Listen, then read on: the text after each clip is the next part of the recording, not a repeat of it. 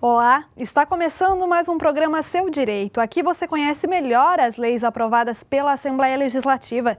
Nesta edição, o destaque é uma iniciativa que contribui para fixar na memória da população uma personagem importante da história de Santa Catarina.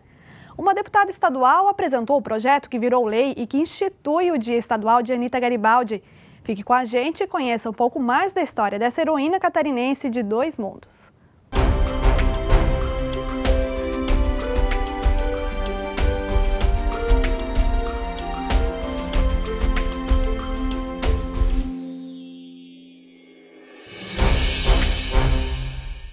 Uma menina que nasceu no interior do município de Laguna, analfabeta até a adolescência e que seria uma cidadã comum do século XIX, quebra as regras impostas pela sociedade na época e acompanha o amante nos campos de batalha.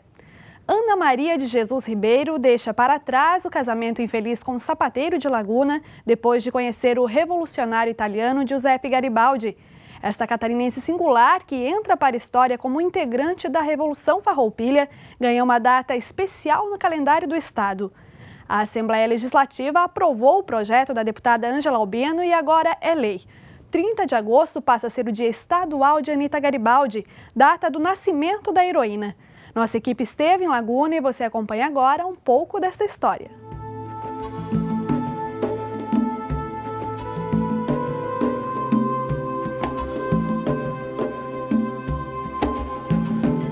Quem chega à Laguna imediatamente mergulha no passado de Santa Catarina, andando pelo centro histórico com ruas estreitas de paralelepípedos e uma infinidade de casarões antigos, largos e praças que começaram a ser erguidos no século XVII. O município é o terceiro mais antigo do estado. Foi fundado em 1676, mas é no século XIX que acontece um dos episódios mais marcantes da história de Laguna, de Santa Catarina e do país.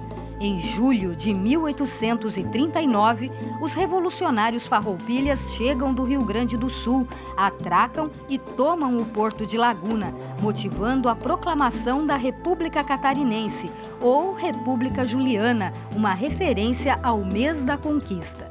A Revolução Farroupilha foi o descontentamento, não é, dos criadores gaúchos, né, com as novas atitudes do governo, né, imperialista, que era, não é, aumentar os tributos, né, sobre a carne.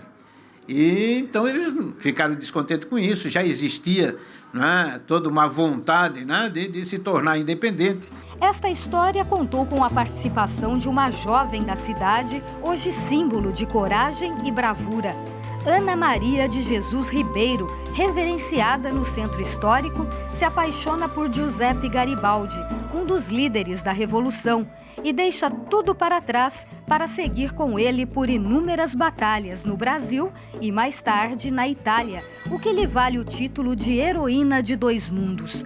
A história marcante de Anita Garibaldi é tema de documentários, filmes, inúmeros livros e também de um espetáculo cenográfico que todos os anos atrai milhares de turistas à Laguna. Sou Ana Maria de Jesus Ribeiro e essa aqui é minha terra.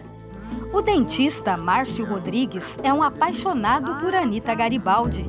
Ele também é escritor e pesquisador e sabe tudo sobre a mulher que encantou o italiano Giuseppe. Anita enfrenta a opinião pública, luta, consegue participar de um momento dos mais bonitos de Laguna, heróicos, o momento em que foi proclamada a República Juliana. Laguna se torna, mesmo que por um tempo muito curto, Laguna consegue se transformar na capital de uma república. A história marcante desta catarinense agora tem uma data especial para a comemoração. A deputada estadual Ângela Albino decidiu fazer uma homenagem à nossa heroína de dois mundos e apresentou um projeto já transformado em lei pela Assembleia Legislativa de Santa Catarina. A partir de agora, 30 de agosto, passa a ser o Dia Estadual de Anita Garibaldi. Anita Garibaldi é uma grande figura para a história de Santa Catarina, mas não só, para a história do Brasil, para a história da Itália, e agora que vai se aproximar os 150 anos da reunificação da Itália, tanto a Anita quanto Giuseppe vão ser comemorados em toda a Itália, e nós não podíamos também deixar de prestar essa homenagem a essa grande catarinense que é a Anita Garibaldi. 30 de agosto de 1821 é a data de nascimento da menina Aninha. Depois de muita controvérsia entre historiadores, ficou comprovado que a filha do Bentão nasceu em Morrinhos, uma localidade de Imbituba que na época pertencia à Laguna. A fama de geniosa e rebelde, aliada às dificuldades financeiras da família após a morte do pai, fizeram com que a mãe de Aninha oferecesse a filha em casamento a um sapateiro da cidade. Nesta casa, no centro de Laguna, ela se arruma no dia do aniversário de 14 anos para a cerimônia realizada na igreja em frente, sabendo que parte para uma vida de sacrifícios ao lado de um homem que não ama. Com a morte do pai, experimentou a fome, a miséria, e daí o seu casamento, o seu primeiro casamento, não digo que forçado, mas um casamento induzido, muito conduzido para se casar a primeira vez com o Manuel, o famoso Manuel dos Cachorros, sapateiro, que não foi um casamento feliz. Logo começa a parte mais romântica deste épico que inspira cineastas e escritores. Sem gosto pelos afazeres domésticos, o casamento de Aninha é um fracasso. 3 anos depois, Manuel parte para a guerra para lutar ao lado dos legalistas, que defendiam o governo imperial. Mais um motivo para a indignação dela. Se queres lamber as botas dos legalistas, se queres ser um caramuru, o problema é teu. Eu nunca vou te seguir, nem concordar que tu defendas o império. O marido não dá mais notícias e dos 14 aos 18 anos, Aninha vive com a família nesta casa modesta da antiga Rua do Rincão. Sofre com o preconceito da sociedade. Imaginem que ela preferia até mesmo tocar a boiada do que aprender os afazeres domésticos. Mas no dia 22 de julho de 1839, 4 anos depois de proclamada a República Rio-Grandense, os revolucionários farroupilhas, liderados por Davi Canabarro e Giuseppe Garibaldi, chegam à Laguna e, com o apoio da população local, tomam o porto da cidade, vencendo as forças do Império.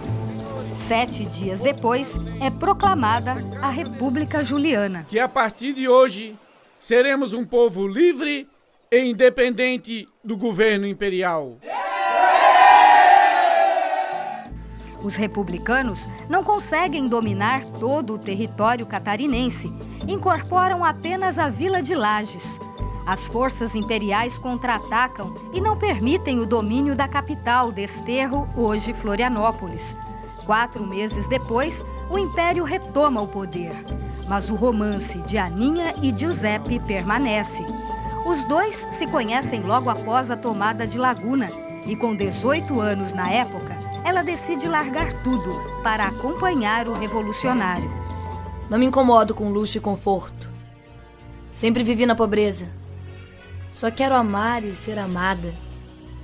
E é claro que encontraste a tua companheira, pois sinto que agora estou seguindo meu coração.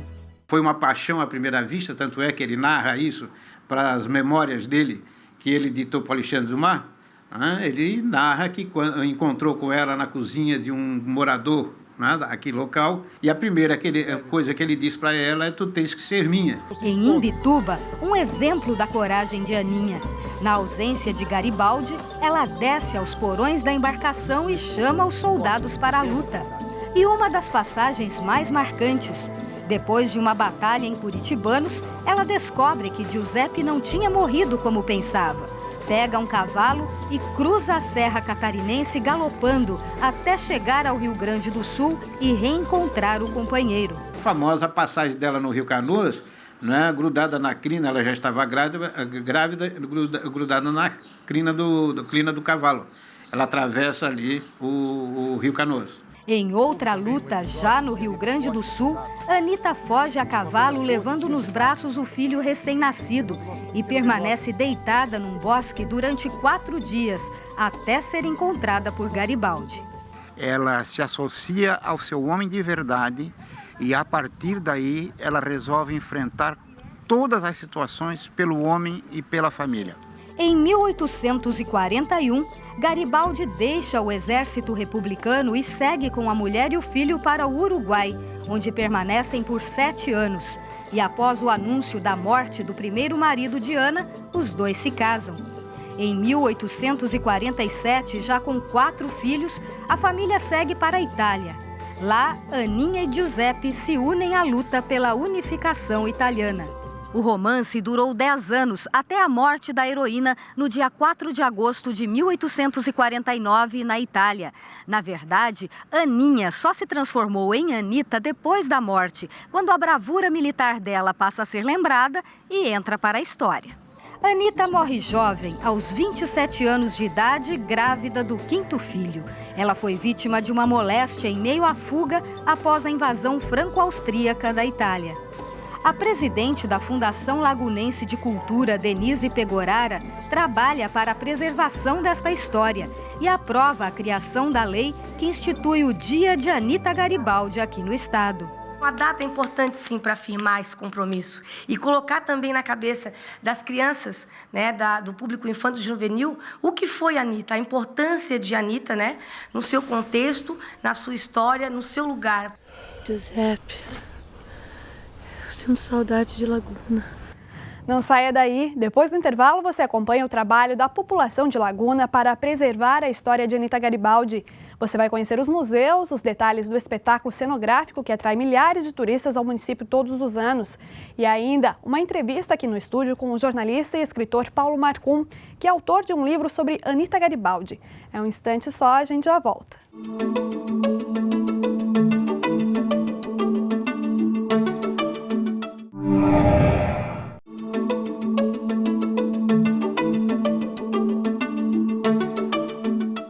O programa Seu Direito desta semana fala sobre a lei que institui o Dia Estadual de Anita Garibaldi, comemorado em 30 de agosto, data de nascimento da heroína.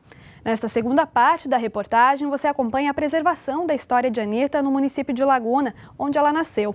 Há museus, acervos particulares adquiridos pelo município e um espetáculo cenográfico que resgata a intensa vida de Anita Garibaldi.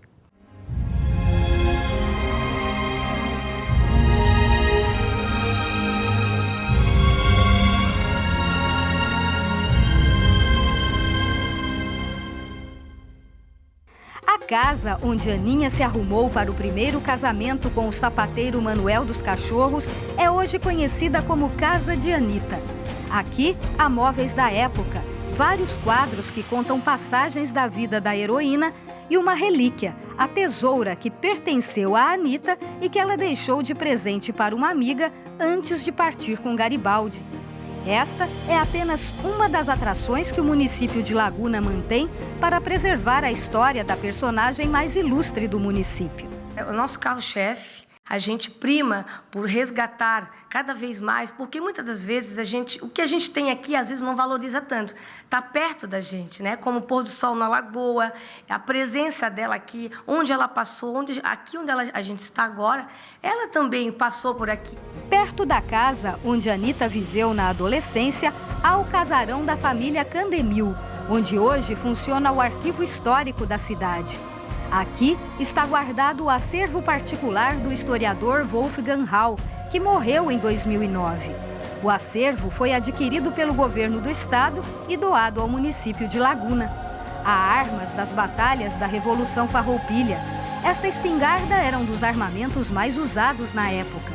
O acervo também reúne retratos, objetos que lembram a história de Anita e Giuseppe, a tábua genealógica da família de Anita e uma infinidade de livros sobre o casal e a Revolução Farroupilha. Wolfgang foi um homem apaixonado por Laguna, né? Ele se apaixonou pela história de Laguna. Ele foi nascido na Suíça em 1916. Em 1930, ele veio para o Brasil, aos 14 anos, acompanhado de um irmão. Foi uma pessoa extremamente ligada à história de Anita e Garibaldi. Então, foi aonde ele decidiu doar todo o seu acervo para Laguna, pela paixão que ele tinha por Laguna. Mas entre praças, acervos e casarios que lembram a epopeia de Anita e Giuseppe, o que mais chama a atenção da população e também de milhares de turistas é o espetáculo cenográfico A República em Laguna, comandado pelo Grupo Terra de teatro, com duração de 2h30, montado todos os anos à margem da Lagoa de Santo Antônio dos Anjos e que conta a história de Laguna, da Revolução Farroupilha em Santa Catarina e do romance de Anita e Giuseppe. O Jairo é o autor do espetáculo escrito inicialmente para o palco e adaptado para o teatro de rua, com a participação de 500 pessoas, entre atores e figurantes. O espetáculo ele envolve, né, uma gama enorme de profissionais, né, profissionais da área, profissionais de estrutura de arquibancada, de camarotes, de camarins, de iluminação, de sonorização, até porque o espetáculo é feito em oito apresentações a 3.500 pessoas por dia de plateia. Então nós temos que ter realmente uma estrutura grande. O espetáculo mobiliza a cidade desde 2005. Parte é representada ao vivo e outra é gravada para apresentação em telões. A cada ano, um casal de atores conhecido do grande público é contratado para representar Anita e Giuseppe. Em 2010, foi a vez de Henri Castelli e Adriana Biroli viverem os personagens. Em cena, nós temos 350 figurantes, nós temos 60 cavaleiros, nós temos os soldados imperiais, os soldados republicanos, os farroupilhas. Nós temos o momento da chegada dos farroupilhas, tanto por mar quanto por terra. Nós reproduzimos em mar aberto, né, o confronto entre os dois barcos imperial e republicano, e há realmente uma guerra. A questão também do espetáculo através dos efeitos especiais, que é feito por uma equipe, a mesma equipe que faz os efeitos especiais da Globo, a mesma equipe que fez os efeitos especiais de vários filmes, inclusive de filmes estrangeiros. Então é interessante que a gente tenha essa visão, né, de que uma coisa é apresentar um espetáculo em palco italiano e outra coisa é tu levares o espetáculo para a rua. Então tu tens que ter realmente, né, uma grandeza de tudo para que o espetáculo também se torne grande. Jairo é outro pesquisador apaixonado pela história de Aninha e Giuseppe. Para ele, Anita Garibaldi é bem mais que um personagem histórico. É um símbolo para toda a sociedade. A Anita ela jamais teve pretensão de ser heroína, de ser guerreira, absolutamente, né? Ela foi movida pelo impulso e pelo amor, né? Foram os dois, já era uma menina destemida, né? E ainda, imagina, imbuída por todo o sentimento do amor, a pessoa realmente adquire uma força extraordinária, né? E então foram os momentos assim da trajetória de Anita que eu creio sejam momentos extremamente marcantes.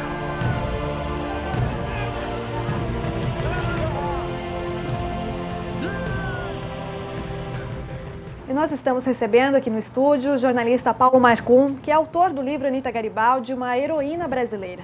Paulo Marcum é natural de São Paulo e já produziu 8 documentários e mais de 10 livros. Ele também presidiu o Sindicato da Indústria Audiovisual de Santa Catarina. Olá, obrigada, Paulo, pela sua participação no nosso programa. Eu começo perguntando o que foi que lhe inspirou, que motivou a estudar e a contar um pouco da história de Anita Garibaldi. Bom, antes de mais nada, o fato de ter vindo morar aqui em Santa Catarina. Nós moramos em 98 aqui, perdão, em 89 a primeira vez, depois em 98 voltamos. E nessa ocasião, um catarinense, que hoje coincidentemente é o secretário de turismo aqui da prefeitura, o Vinícius Lumertz, comentou comigo que não havia uma biografia da Anita Garibaldi disponível nas livrarias. Eu realmente fui verificar, não existia. Eu acabei começando a estudar o personagem, a história, e percebi que é uma história fascinante que realmente merecia ser recontada. Fiz uma longa pesquisa, inclusive nos Estados Unidos, na Itália, no Uruguai, e acabou, depois de um ano mais ou menos, sendo publicado esse livro, que foi em 1999, portanto, há 12 anos. Né? Esse livro faz todo esse resgate histórico, todas as particularidades de Anita Garibaldi. Ele é um livro de não ficção. Porque muitas vezes a história da Anita Garibaldi acabou sendo misturada, a ficção com a realidade, até mesmo pelo fato de que no tempo do fascismo na Itália, ela foi guindada à posição de mãe da pátria, porque era a principal mulher de Garibaldi, o grande amor da vida dele, que foi o grande líder da luta pela unificação da Itália, e se confundiram muitas coisas, a partir daí ficou uma coisa bastante indefinida. Mas muitas das coisas foram aclaradas, principalmente a partir do trabalho de um pesquisador, digamos, amador catarinense, que era o engenheiro Ludwig Rau, que já morreu, morava aqui em São José, e que tinha feito um grande trabalho de pesquisa sobre os documentos disponíveis em relação a Anita Garibaldi. No entanto, até hoje ainda tem uma porção de coisas não esclarecidas e que eu duvido que serão clareadas algum dia. Com base na sua pesquisa, no seu estudo, como é que era a figura da mulher Anita Garibaldi? Que às vezes na televisão a gente vê uma visão mais de romance, aquela mulher delicada, ou é uma mulher com trejeitos masculinos, de guerreira realmente? Olha, como é nós que é? não temos algumas descrições dela da época que mostram que ela era uma mulher muito baixa, quer dizer, não muito baixa, mas baixa, do tamanho do padrão da época, pouco bela, não era uma mulher fulgurante assim, mas que chamava muita atenção. E mais do que isso, o que chamou atenção na história dela foi a coragem dela, quer dizer, a ousadia. Em primeiro lugar, abandonar um casamento, né, em Laguna, naquela época, para viver uma grande paixão com um aventureiro estrangeiro. Em segundo lugar, porque em várias ocasiões ela participou de combates ao lado dele, né, e segundo as palavras dele e de outros combatentes, até mesmo do outro lado, de maneira mais corajosa até do que o próprio Garibaldi. E, finalmente, porque no fim da vida dela, ela acaba saindo grávida de 6 meses de início, onde ela estava, que na época era parte da Itália, para encontrar o Garibaldi em Roma, e a partir daí vive uma aventura de fugitivos muito intensa e acaba morrendo na beira do mar Adriático, enterrada ali, mais ou menos como uma indigente ou alguma coisa assim, quer dizer, ninguém, uma cova rasa, né, e o Garibaldi teve que fugir e só anos mais tarde voltou para resgatar o corpo da Anita. Então é uma história, parece filme. Né? O que pode-se dizer que motivou ela a se envolver em todas essas revoluções é a questão da paixão mesmo pela figura do Garibaldi. Sim, sem dúvida. Ela tinha algumas características na família de, por exemplo, ter parentes republicanos na época, mas o que motivou a Anita realmente foi essa questão da paixão. Ela era semi-analfabeta, né? Mas as cartas que ela deixou assinadas, escritas por outras pessoas e obviamente ditadas por ela, mostram que ela tinha um senso político aguçado. Quer dizer, na convivência com Garibaldi, ela acabou descobrindo um pouco do jogo do poder, né? Mas nunca foi uma líder, nunca foi uma figura política importante, foi sim uma guerreira e que fazia qualquer negócio para acompanhar a grande paixão dela. Vale dizer que nessa época, ao contrário do que a gente lê nos livros mais do romantismo aqui no Brasil, uma grande parte das casas brasileiras eram essas casas comandadas pelas mulheres, porque os maridos ou estavam no início, no primeiro momento das bandeiras, depois na exploração do ouro, enfim. A mulher não tinha esse estereótipo assim que a gente tem de a dondoca, bordando e tocando piano. Isso era uma pequena elite. A grande maioria, como é o caso da Anita, tinha uma outra posição na sociedade. E tudo aconteceu isso numa época que ela era muito jovem, né? Muito jovem, exatamente. Ela morreu com 27 anos. Ela viveu ela nasceu em 1821 e morreu em 1849. Ela passou a viver com Garibaldi em 1841, quer dizer, foram apenas 8 anos de vida muito intensa. Eu estou citando de memória, posso estar me enganando algum número aí, mas acho que é isso mesmo. E nesse período teve vários filhos, morou no Brasil, né, combateu no sul aqui, em Santa Catarina, teve uma batalha histórica em Curitibanos, no Rio Grande do Sul, depois foi para o Uruguai, depois foi para a Itália, e aí ainda participou de combates ao longo da Itália. Quer dizer, teve uma vida inclusive foi em Curitibanos que ela recebeu uma notícia, né, de que o Garibaldi tinha sido morto. É uma cena incrível, porque esse episódio é descrito pelo general que comandava as tropas inimigas do Garibaldi. E a Anita foi presa no meio do combate, soube que o Garibaldi hipoteticamente teria morrido, ele ele tinha fugido, né? Até suspeita-se que ele deixou a Anitta para trás meio que numa situação desconfortável, digamos assim, se preocupou-se mais com a sua situação, e ela pediu licença para percorrer o campo de combate e examinar todos os corpos, para ver se achava o companheiro dela. Quando ela percebeu que o Garibaldi não tinha morrido, ela fugiu.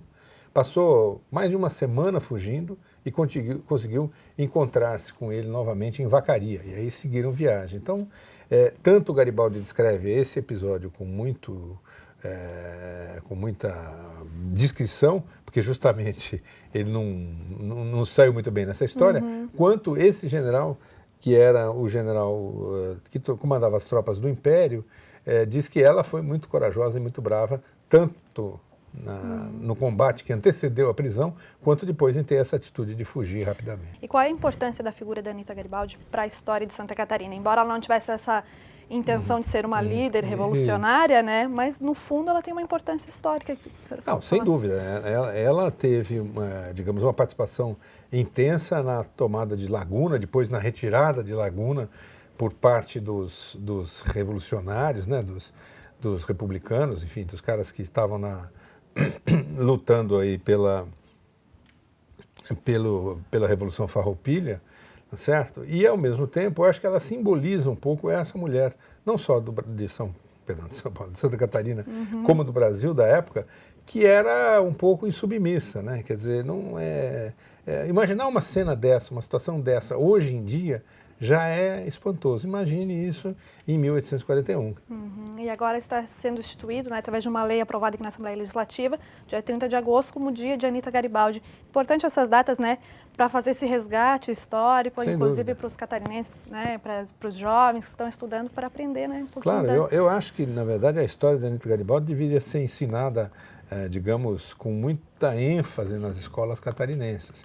Né? Você tem poucos trabalhos. Recentemente foi publicado lá em São Paulo um livro de história em quadrinhos da Anitta Garibaldi, muito interessante. Mas há pouco material assim voltado para os estudantes. E eu penso que é um personagem que mereceria até um filme, por exemplo. Né? Eu sei que é um filme caro, complicado, porque tem batalha de época, etc.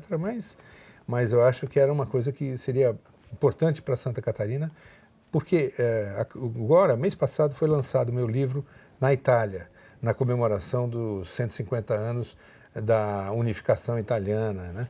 E foi uma editora italiana que me procurou para publicar o livro, porque, na verdade, a Anitta é muito mais conhecida ainda hoje na Itália do que no Brasil. É isso que eu queria questionar, como é que é a figura da Anitta lá?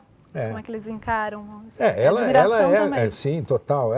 Um pouco, como eu disse, misturado por essa questão, digamos, ficcional. Exemplo, tem um livro publicado por uma parente dela que seria o conjunto de cartas que ela escreveu na vida. Depois de ler o livro, que me chamou muita atenção, eu fui pesquisar melhor e vi que, como eu disse, ela era semi-analfabeta. Então, ela escreveu, na verdade, 3 cartas ao longo da vida e nem foi ela que escreveu, porque as caligrafias são diferentes. A única coisa que é semelhante é a assinatura.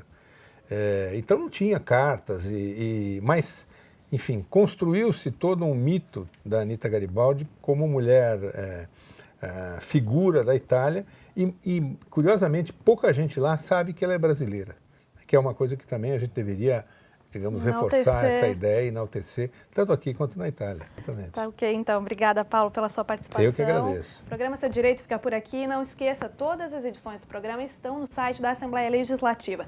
Para assistir, basta acessar o site que aparece no seu vídeo. E para entrar em contato com a produção do nosso programa, é só enviar um e-mail para seudireito@lesc.sc.gov.br. Nós nos encontramos na próxima quarta-feira, às 6 horas da tarde, na estreia de uma nova edição. Até lá!